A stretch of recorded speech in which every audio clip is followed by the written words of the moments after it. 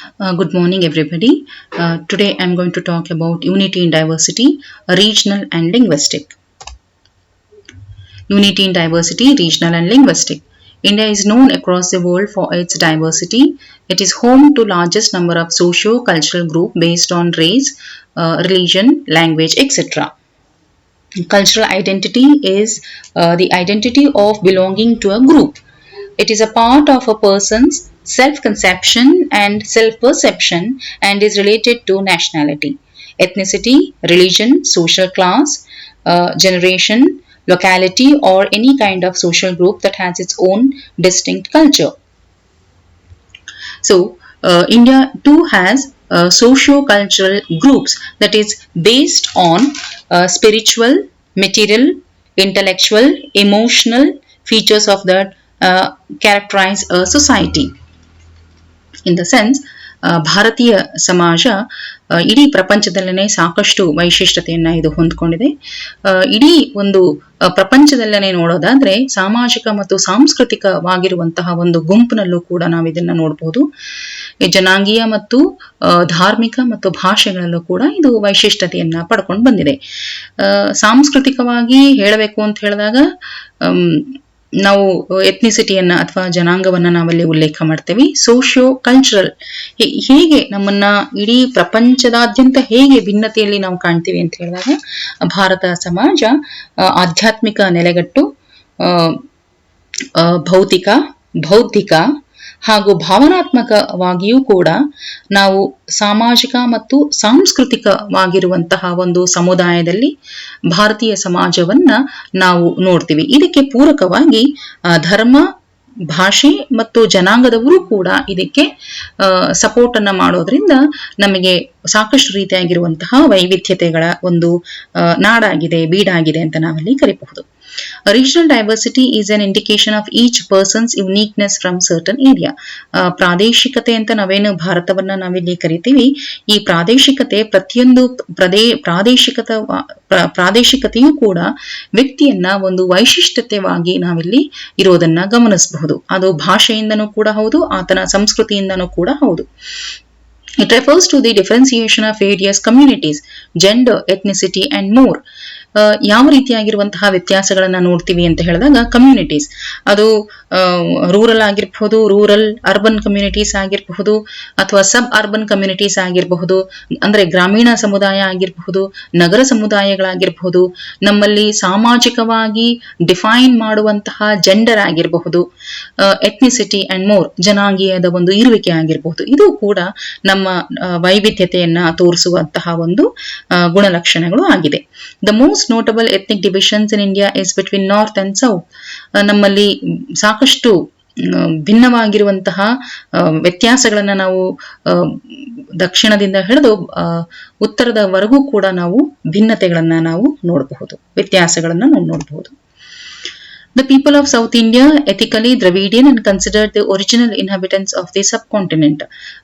ಭಾರತವನ್ನ ನಾವು ಭಾರತೀಯ ಒಂದು ಜನಾಂಗದ ಉಗಮವನ್ನ ನಾವು ನೋಡೋದಾದ್ರೆ ನೀಗ್ರಿಟೋಗಳಿಂದ, that is the origination from the Andaman and Nicobar islands, ಆ ಒಂದು ಪ್ರದೇಶದಿಂದ ಬಂದಿರುವಂತಹ ಜನ ಸಮುದಾಯ ದಕ್ಷಿಣ ಭಾರತದಲ್ಲಿ ನೆಲೆಸಿ ಇವರನ್ನ ದ್ರವಿಡಿಯನ್ ಜನ ಸಮುದಾಯ ಅಂತಾನೂ ಕೂಡ ಕರಿತೀವಿ. They are called as the original inhabitants of the subcontinent ಅಂತಾನೂ ಕೂಡ ಅಲ್ಲಿ ಕರಿತೀವಿ.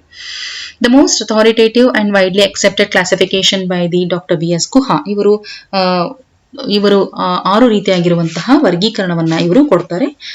That is the Negrito, proto Australoid, Mongoloid, Mediterraneans, Western Brecipans and Nordics. So what do you mean by the Negritos? Basically they are the Andaman and Nicobar, originated from the Andaman and Nicobar Islands. ಇವರು ಕೇರಳ, ಹೀಗೆ ಇಂತಹ ಕೇರಳ ಮತ್ತು ಈ ಒಂದು ಭೂಭಾಗದಲ್ಲಿ ವಾಸವನ್ನ ಮಾಡ್ತಾರೆ. ಇವರು ಬುಡಕಟ್ಟು ಜನಾಂಗದವರು. ಇವರ ಒಂದು ಬಣ್ಣ ಕಪ್ಪು ಹಾಗೂ ಚಪ್ಪಟೆ ಮೂಗಿನ ಒಂದು ಜನಾಂಗದವರು ಆಗಿರ್ತಾರೆ. ಪ್ರೋಟೋ ಆಸ್ಟ್ರೋಲಾಯ್ಡ್ ಮಧ್ಯ ಭಾರತದಲ್ಲಿ ನೆಲೆಸಿರುವಂತಹವರು. ಇವರನ್ನ ನೋಡೋದಾದ್ರೆ ಸಂತಾಲರು, ಬಿಲ್, ಗೋಂಡ್, ಮುಂದಾ ಮತ್ತು ಈ ತರ ಒಂದು ಆದಿವಾಸಿಗಳನ್ನ ಅಥವಾ ಜನಾಂಗದವರು ಅಂತ ನಾವಲ್ಲಿ ಉಲ್ಲೇಖವನ್ನ ಮಾಡಬಹುದು. Mongoloid, original homeland of this race basically is China. ಈ ಜನರು ಹಿಮಾಲಯದ ಹತ್ತಿರದ ಒಂದು ಪ್ರದೇಶಗಳಲ್ಲಿ ವಾಸವನ್ನ ಮಾಡ್ತಾರೆ. ಲಡಾಖ್, ಸಿಕ್ಕಿಂ ಪ್ರದೇಶಗಳಲ್ಲಿ ವಾಸ ಮಾಡುವಂತಹ ಜನ ಸಮುದಾಯ. ಅರುಣಾಚಲ ಪ್ರದೇಶದಲ್ಲೂ ಕೂಡ ಇವರು ವಾಸವನ್ನ ಮಾಡ್ತಾರೆ. ಇವರ ಒಂದು ಒರಿಜಿನ್ ಅನ್ನ ನಾವು ಎಲ್ಲಿಂದ ನೋಡ್ತೀವಿ ಅಂತ ಹೇಳಿದಾಗ ಚೈನಾದಿಂದ ಬಂದಿರುವಂತಹ ಸಮುದಾಯ ಅಂತ ನಾವಲ್ಲಿ ಕರಿತೀವಿ. ಮೆಡಿಟರೇನಿಯನ್ಸ್, they are the people who started agriculture for the first time in the Indian context. ಭಾರತೀಯ ಸಮಾಜದಲ್ಲಿ ಇವರು ಮೊಟ್ಟ ಮೊದಲ ಬಾರಿಗೆ ಅಗ್ರಿಕಲ್ಚರ್ ಅನ್ನ, ಕೃಷಿಯನ್ನ ಪ್ರಾರಂಭ ಮಾಡಿರುವಂತಹ ಜನ ಸಮುದಾಯ ಅಂತಾನೂ ಕೂಡ ಕರಿತೀವಿ. India and the south parts of the India, mostly North Indian, consist of the Paleo-Mediterraneans. ಮೆಡಿಟೇರಿಯನ್ಸ್ ಅಂತ ಹೇಳಿದಾಗ ಇವರು ಉತ್ತರ ಭಾರತದಲ್ಲಿ ಸಾಕಷ್ಟು ಜನ ಸಮುದಾಯವನ್ನ ಇರುವುದನ್ನ ನಾವಲ್ಲಿ ಗಮನಿಸ್ತೀವಿ. ವೆಸ್ಟರ್ನ್ ಬ್ರೆಸಿಪಾನ್ಸ್, ಇವರು ವಿಶಾಲ ತಲೆಯೊಂದಿಗೆ ಇರುವಂತಹ ಒಂದು ಸಮುದಾಯ. ಇವರ ಒಂದು ಬಣ್ಣ ಬೆಳ್ಳಗಿರುತ್ತೆ. ಇವರು ಪಾಶ್ಚಿಮಾತ್ಯ ಒಂದು ಆಧಾರದ ಮೇಲೆಗೆ ಪ್ರಭಾವದಿಂದ ಬಂದಿರುವಂತಹವರು. ಮತ್ತು ನಾರ್ಡಿಕ್ಸ್, ಇವರು ಅಷ್ಟೇನೆ ಪಾಶ್ಚಿಮಾತ್ಯ ಸಮುದಾಯಗಳಿಂದ ಬಂದಿರುವಂತಹ ಜನ ಸಮುದಾಯಗಳು. ಇವರು ಪಂಜಾಬ್, ಹರಿಯಾಣ, ರಾಜಸ್ಥಾನ ಮತ್ತು ಜಮ್ಮು ಮತ್ತು ಪ್ರದೇಶಗಳಲ್ಲಿ ಇವರ ಒಂದು ಇರುವಿಕೆಯನ್ನ ನಾವಲ್ಲಿ ಕಾಣಬಹುದು. ಯಾಕೆ ಈ ಒಂದು ಡಿಫರೆನ್ಸಸ್ ಅನ್ನ, why we are talking about these kind of the differences in the sense we can see a whole lot of physical differences which exist on the Indian continent. It is because of these physical characteristics of the classification given by the Dr. B.S. Guha. So hige India can also be divided into 4 regions. ಪ್ರಾದೇಶಿಕವಾಗಿ ಹೇಗೆ ಭಾರತೀಯ ಸಮಾಜ ತನ್ನದೇ ಆಗಿರುವಂತಹ ಒಂದು ವ್ಯತ್ಯಾಸಗಳನ್ನ ಹೇಗೆ ಬಂದಿದೆ ಅನ್ನೋದನ್ನ ನೋಡೋದಾದ್ರೆ,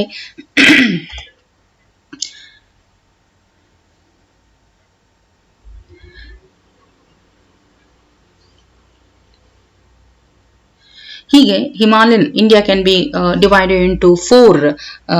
India can be divided into 4 regions. The first is the Himalayan region, northern plains, Deccan Plateau, and the coastal plains.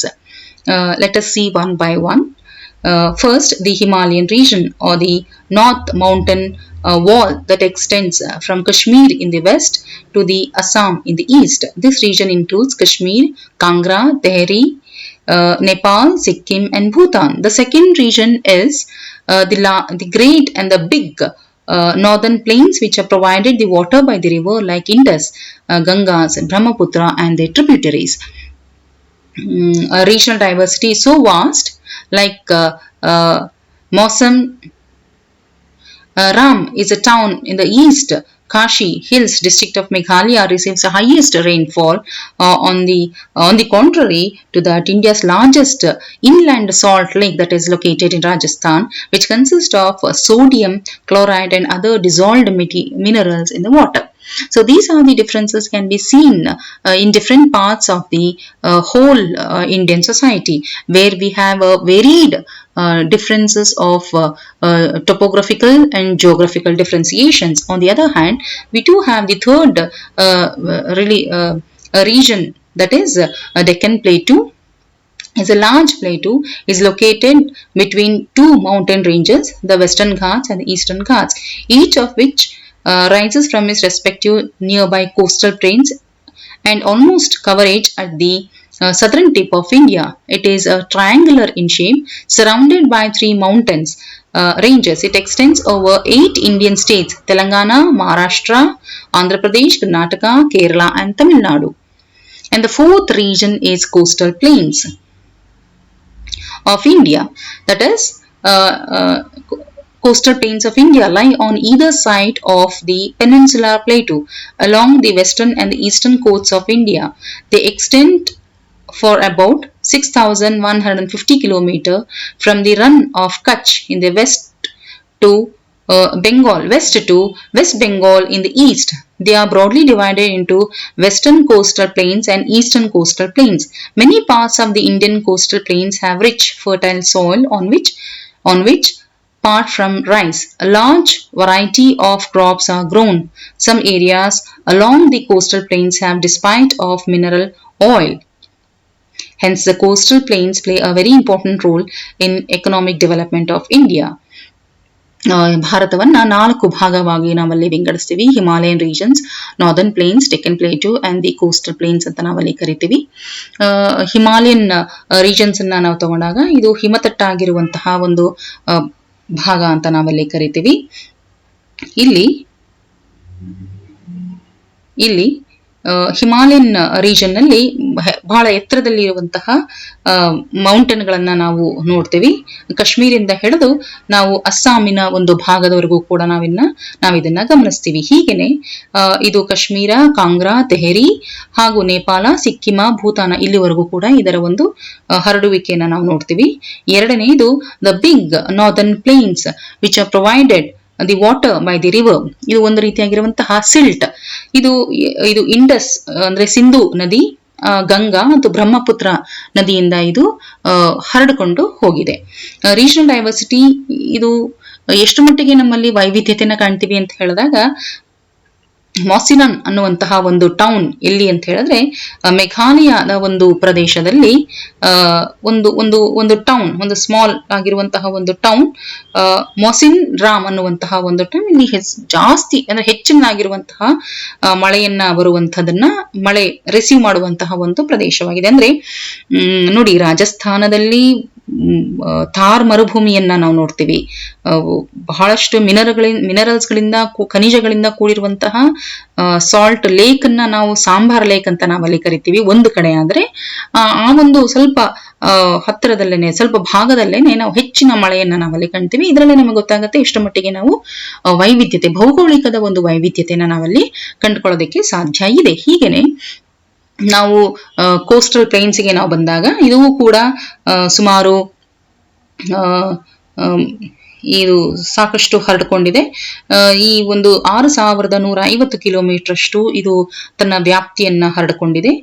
ಇದರ ಒಂದು ಉಪಯೋಗ ಏನು ಅಂತ ಹೇಳಿದಾಗ, ಇಲ್ಲಿ Indian coast has its much rich fertile soil.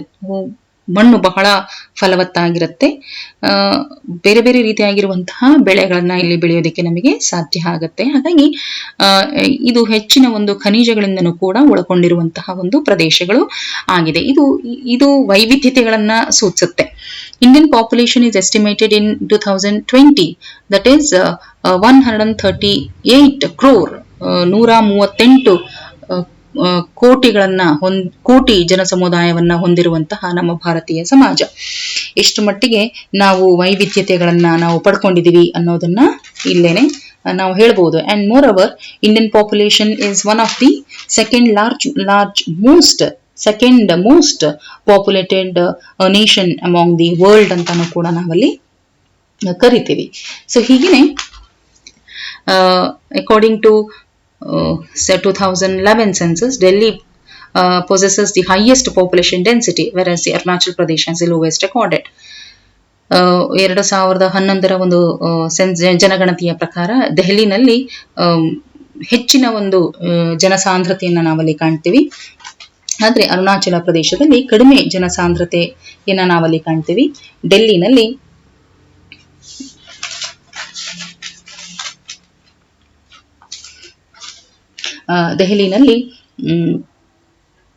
11,297 ಜನ ಒಂದು ಸ್ಕ್ವೇರ್ ಕಿಲೋಮೀಟರ್ಗೆ ವಾಸವನ್ನ ಮಾಡ್ತಾರೆ.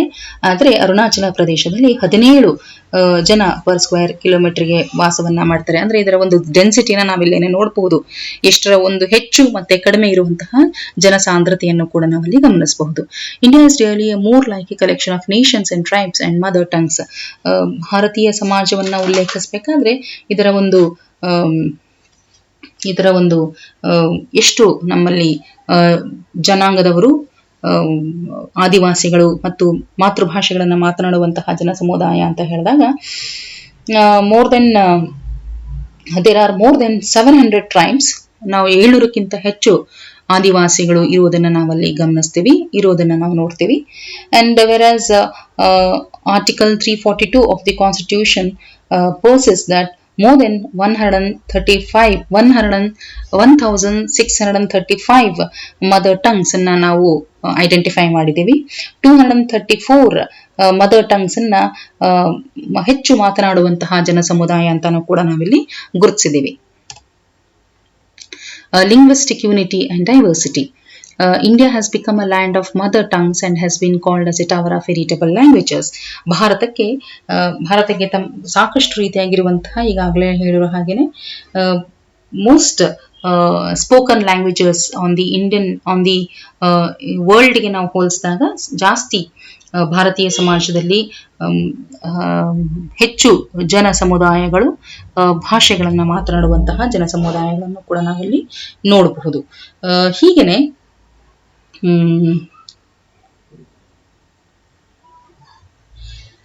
So, 1950, India were recognized as a linguistic basis as a result the domiciles of particular states speak a particular language. 1950ರಲ್ಲಿ ನಮ್ಮ ಭಾರತ ದೇಶದಲ್ಲಿ ಹೊಸದಾಗಿರುವಂತಹ ಸಂವಿಧಾನದ ಒಂದು ರಚನೆ ಆಗುತ್ತೆ. 1953ರಲ್ಲಿ ಸುಪ್ರೀಂ ಕೋರ್ಟಿನ ಜಡ್ಜ್ ಆಗಿರುವಂತಹ ಫಜಲ್ ಅಲಿ ಅವರನ್ನ ಚೇರ್ಮನ್ ಆಗಿ ಭಾರತ ಸರ್ಕಾರ ಅಪಾಯಿಂಟ್ ಅನ್ನ ಮಾಡುತ್ತೆ. ಇದು ಕೆಲವೊಂದು ರೆಕಮೆಂಡೇಶನ್ಸ್ ಅನ್ನ ಕೊಡುತ್ತೆ. ಆ ರೆಕಮೆಂಡೇಶನ್ಗಳ ಆಧಾರದ ಮೇಲೆಗೆ 1956ರಲ್ಲಿ ಸ್ಟೇಟ್ ರಿಆರ್ಗನೈಸೇಷನ್ ಆಕ್ಟ್ ಅನ್ನೋದನ್ನ ಪಾಸ್ ಮಾಡುತ್ತೆ. ಅದರ ಆಧಾರದ ಮೇಲೆಗೆ ಪ್ರತಿಯೊಂದು ರಾಜ್ಯವು ತನ್ನ ಭಾಷೆಗಳ ಆಧಾರದ ಮೇಲೆಗೆ ರಾಜಕೀಯವಾಗಿ ಇಲ್ಲಿ ಡಿಮಾರ್ಕೇಶನ್ ಅನ್ನು ಕೂಡ ಇಲ್ಲಿ ಪಡೆಯುತ್ತೆ. The constitution of India accepts 22 languages. ನಮ್ಮ ಸಂವಿಧಾನ 22 ಭಾಷೆಗಳನ್ನ ಒಪ್ಪಿಕೊಂಡಿದೆ 8ನೆಯ ಒಂದು ಶೆಡ್ಯೂಲ್ ನಲ್ಲಿ. ಸೊ ಈಗಾಗಲೇ ಹೇಳೋ ಹಾಗೇನೆ ಫಜಲ್ ಅಲಿ ಕಮಿಷನ್ ಅನ್ನೋದನ್ನ ಇಲ್ಲಿ ಅಪಾಯಿಂಟ್ ಮಾಡುತ್ತೆ. ಸೊ ಇದಾದ ಮೇಲೆ India state boundaries reorganises 14 states and 6 territories. ಅದಾದ್ಮೇಲೆ 14 ರಾಜ್ಯಗಳು ಮತ್ತು 6 ಟೆರಿಟರಿಗಳು ಈ ಒಂದು ಆಕ್ಟಿನ ಪ್ರಕಾರ ಡಿಮಾರ್ಕೇಶನ್ಸ್ ಅಂದ್ರೆ ಅದನ್ನ ಭಾಷೆಗಳನ್ನ ಆಧಾರದ ಮೇಲೆಗೆ ರಾಜ್ಯಗಳ ಒಂದು ವಿಂಗಡಣೆಗಳು ಕೂಡ ಆಗುತ್ತೆ. There is no single language that whole of the nation speaks or single language that has been declared as a national language. ಯಾವುದೋ ಒಂದು ಭಾಷೆ ಆಧಾರದ ಮೇಲೆಗೆ ಯಾವುದೋ ಒಂದು ಭಾಷೆ ಇಡೀ ಒಂದು ಭಾರತ ಮಾತನಾಡುವಂತಹ ಒಂದು ಭಾಷೆ ಅನ್ನುವಂಥದ್ದು ನಮ್ಮಲ್ಲಿ ಇಲ್ಲ. India has total of more than 120 major languages and 1599 other languages. ಒಂದೊಂದು ಸಲವೂ ಕೂಡ ಒಂದೊಂದು ರೀತಿಯಾಗಿರುವಂತಹ ಸ್ಟ್ಯಾಟಿಸ್ಟಿಕ್ಸ್ ಅನ್ನು ನಾವು ಗಮನಿಸಬಹುದು. ಇದು office of the registrar general and the census commission of India ಇವರ ಪ್ರಕಾರ 120 ಮೇಜರ್ ಲ್ಯಾಂಗ್ವೇಜಸ್ಗಳು ಮತ್ತು 1599 ಅದರ ಭಾಷೆಗಳು ಮಾತನಾಡುವಂತಹ ಜನ ಸಮುದಾಯಗಳು ಕೂಡ ನಮ್ಮ ದೇಶದಲ್ಲಿ ಇದ್ದಾರೆ.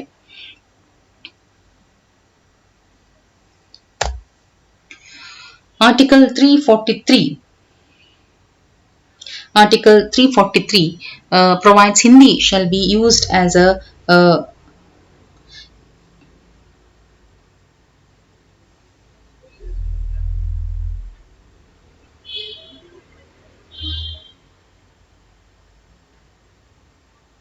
Article 343 of the Constitution provides the official language of Union shall be Hindi in Devanagari script. ಯಾವಾಗ ಆರ್ಟಿಕಲ್ ಅನುಚ್ಛೇದ 343ರ ಪ್ರಕಾರ ಹಿಂದಿಯನ್ನ ಅಫಿಷಿಯಲ್ ಲ್ಯಾಂಗ್ವೇಜ್ ಆಗಿ ಬಳಸೋದಕ್ಕೆ ಇಲ್ಲಿ ಅವಕಾಶಗಳನ್ನ ಇಲ್ಲಿ ಕೊಡಲಾಗಿದೆ. The official language of the Union shall be Hindi in Devanagari script. The official language was passes in 1963 providing for English as the script as associate language. 1963ರಲ್ಲಿ English ಅನ್ನು ಕೂಡ ಅಸೋಸಿಯೇಟ್ ಲ್ಯಾಂಗ್ವೇಜ್ ಆಗಿ ಇಲ್ಲಿ ಆಕ್ಟ್ ಅನ್ನು ಕೂಡ pass ಮಾಡಲಾಗುತ್ತೆ. A total of 22 languages have been described as the scheduled language under the 8th schedule of the Constitution. Official language was passes in 1963 providing for the English as an associate language. ಭಾಷೆಯನ್ನು ಕೂಡ ಅಲ್ಲಿ ಒಪ್ಪಿಗೆಯನ್ನ ಕೊಡ್ತಾರೆ. So major families of which the Indian languages can be divided into 2 families. ಒಂದು Indo-Aryan family and the Dravidian families. It is dominant language family and spoken more than 70% of the population in northwest and the central India. 70% ಜನ ನಮ್ಮ ದ್ರವಿಡಿಯನ್ ಭಾಷೆಗಳನ್ನ ಬಿಟ್ಟು ಮಾತನಾಡುವಂತಹ ಭಾಷೆಗಳು. ಈಗಾಗಲೇ ಹೇಳಿರೋ ಹಾಗಿದೆ ದ್ರವಿಡಿಯನ್ ಭಾಷೆಗಳು ಅಂತ ಹೇಳಿದ್ರೆ ನಮ್ಮ ದಕ್ಷಿಣ ಭಾರತದಲ್ಲಿ ಮಾತನಾಡುವಂತಹ 4 ಭಾಷೆಗಳನ್ನ ನಾವಲ್ಲಿ ಕರಿತೀವಿ. ಇವರು ಸುಮಾರು 20% ಅಷ್ಟು ಜನ ಈ ಭಾಷೆಗಳನ್ನ ಮಾತನಾಡುತ್ತಾರೆ. Sanskrit is one of the oldest languages of the world. ಇದು ಎಲ್ಲ ಭಾಷೆಗಳಿಗೂ ಕೂಡ ಪ್ರಾಮುಖ್ಯತೆಯನ್ನು ಪಡೆದಿದೆ. ಈ ಸಂಸ್ಕೃತದಿಂದ ಸಾಕಷ್ಟು ಭಾಷೆಗಳ ಒಂದು ಉಗಮವೂ ಕೂಡ ಆಗಿದೆ. ಹಾಗಾಗಿ it is one of the oldest language and ವೇದ ಉಪನಿಷತ್ತುಗಳು ಕೂಡ ಸಂಸ್ಕೃತದ ಭಾಷೆಯಲ್ಲಿ ಇರೋದನ್ನು ನಾವು ಗಮನಿಸಬಹುದು. According to the census 2001, more than 400 million people had in as their mother tongue mother language, making it most spoken language in India, most spoken languages in the world. ಭಾರತದಲ್ಲೇ ಹಾಗೂ ವಿಶ್ವದಲ್ಲೇನೆ 400 ಮಿಲಿಯನ್ಗಿಂತಲೂ ಕೂಡ ಜನ ತಮ್ಮ ಮಾತೃಭಾಷೆಯನ್ನಾಗಿ ಮಾತನಾಡುವಂತಹ ವೈಶಿಷ್ಟ್ಯತೆಯನ್ನು ಕೂಡ ನಮ್ಮ ಭಾರತೀಯ ಸಮಾಜ ಹೊಂದಿದೆ. ಸ್ಟೇಟ್ಸ್ ಆಫ್ ಬಿಹಾರ್, ಉತ್ತರ ಪ್ರದೇಶ್, ಹರಿಯಾಣ, ಹಿಮಾಚಲ್ ಪ್ರದೇಶ್, ಮಧ್ಯಪ್ರದೇಶ್, ಜಾರ್ಖಂಡ್, ಛತ್ತೀಸ್ಗಢ, ರಾಜಸ್ಥಾನ್ ಇಂತಹ ಪ್ರದೇಶಗಳಲ್ಲಿ Hindi as made as N official language. So Kashmir, when we go to the Kashmir,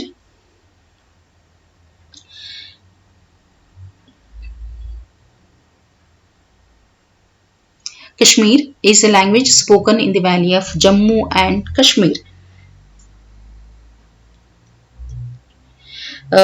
It is a prominent Dardic language and only one to have a literature which date back to 750 years old. ಕಾಶ್ಮೀರ್ನಲ್ಲಿ ಮಾತನಾಡುವಂತಹ ಒಂದು ಭಾಷೆ ಇದು 750 ವರ್ಷಗಳಿಂದಲೂ ಕೂಡ ಇರುವಂತಹ ಒಂದು ಭಾಷೆ ಅಂತ ಹೇಳ್ತಾರೆ. Punjab is one of the few languages that is written in more than one script. Sanmukhi and the Gurumukhi scripts are to be used to write Punjab. 13 most widely spoken languages in the world. Punjab 13 ಭಾಷೆಗಳಲ್ಲಿ 13ನೆಯ ಭಾಷೆಗಳಲ್ಲಿ ಮಾತನಾಡುವಂತಹ ಪಂಜಾಬ್ನ ಒಂದು ಭಾಷೆಯಾಗಿದೆ. ಇದು ಸನ್ಮುಖಿ ಮತ್ತು ಗುರುಮುಖಿ ಅನ್ನುವಂತಹ ಒಂದು ಲಿಪಿನಲ್ಲಿ ಇದನ್ನ ಬರೆಯಲಾಗಿದೆ. Gujarati is a language spoken in western parts of India.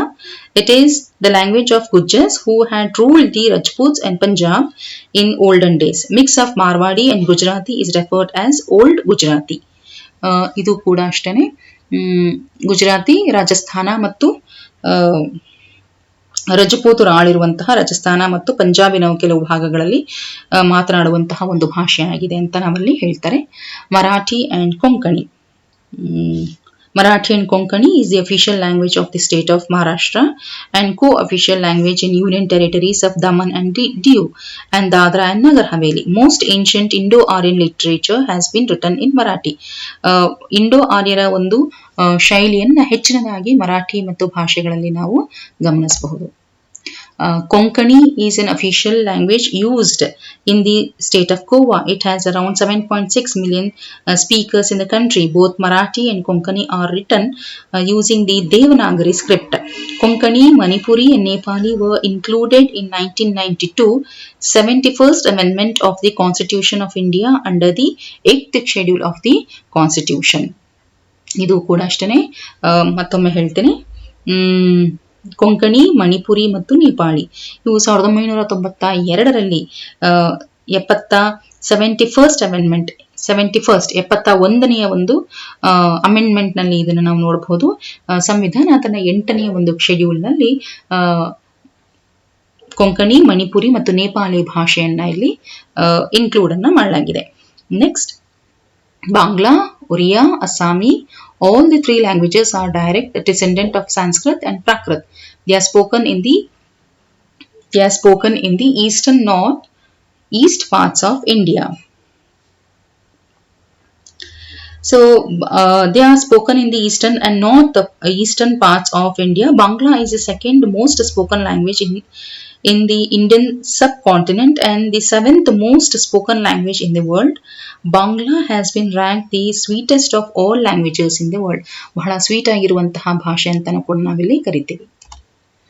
Tamil, Telugu, Kannada, Malayalam, all these 4 languages are from South India. They belong to the Dravidian languages. These languages are among the classical languages of India. ಇದು classical language ಅಂತಾನೂ ಕೂಡ ನಾವು ಈ ಭಾಷೆಗಳನ್ನ ಕರಿತೀವಿ.